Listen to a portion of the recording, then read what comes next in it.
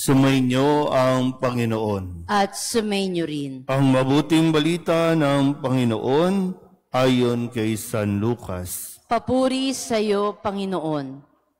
Noong panahong iyon, naghahari sa mga tao ang pananabik sa pagdating ng Mesiyas at ang akala ng marami si Juan ang kanilang hinihintay. Kaya't sinabi ni Juan sa kanila, "Binibinyagan ko kayo sa tubig, ngunit ang darating na kasunod ko ang magbibinyag sa inyo sa Espiritu Santo at sa apoy.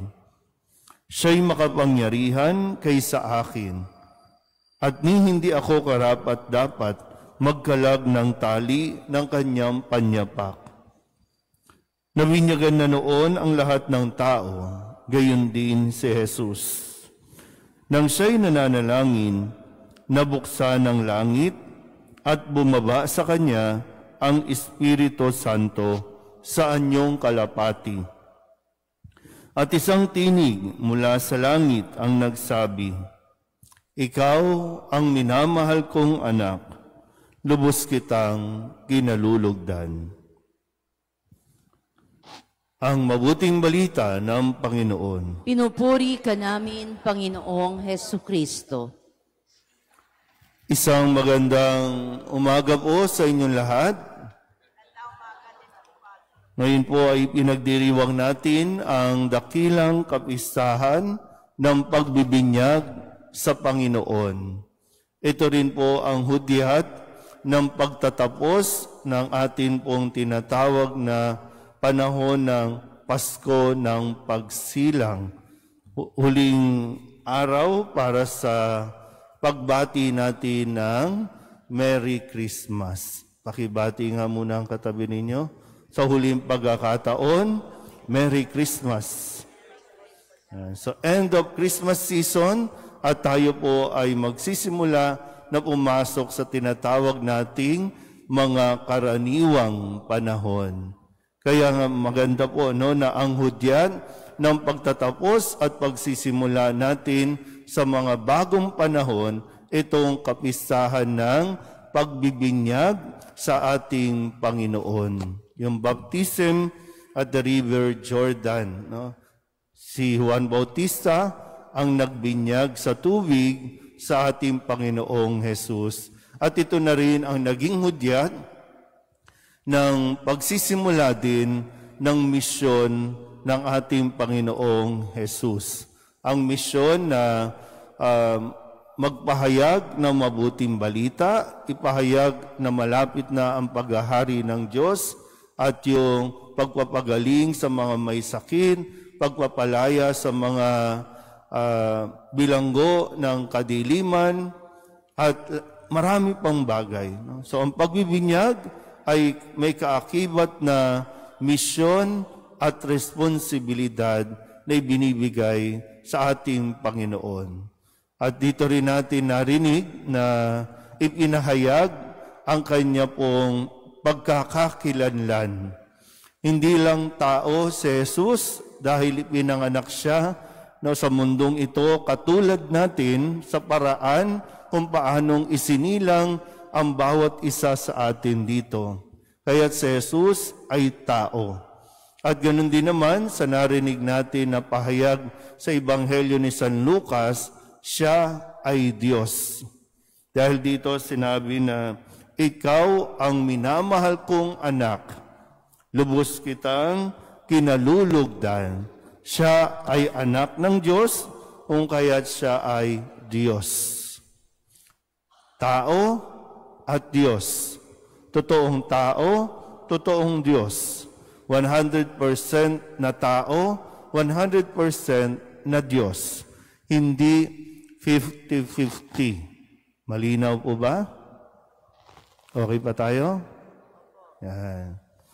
Siyempre, ito ay pagdiriwang o pinagdiriwang natin at inaalala natin, kinikilala natin kung sino si Jesus sa buhay natin at ano ang kanyang patuloy na ginagawa para sa atin, para sa ating kaligtasan. At kung maalala nyo rin, no, ipinahayag din na hindi na parito ang anak ng Diyos, si Jesucristo, para parusahan tayo, kundi ang lahat ng mananampalataya o sumasampalataya sa Kanya ay magkaroon ng buhay na walang hanggan. Okay pa tayo? Okay. Kung paanong si Jesus ay bininyagan, pwedeng hindi naman na, pero sumailalim siya sa proseso na ibinibigay sa tao para ipakilalang siya ay kaisa natin. Nakiisa si Jesus sa atin at ito rin naman ay paanyaya na tayo ay makikiisa din sa gawain at misyon ng pagpapahayag ng mabuting balita. Lahat tayo dito, ina-assume ko, dahil wala namang meron bang baby dito ngayon, lahat tayo ay medyo may edad na. Lahat tayo ibig sabihin na binyagan.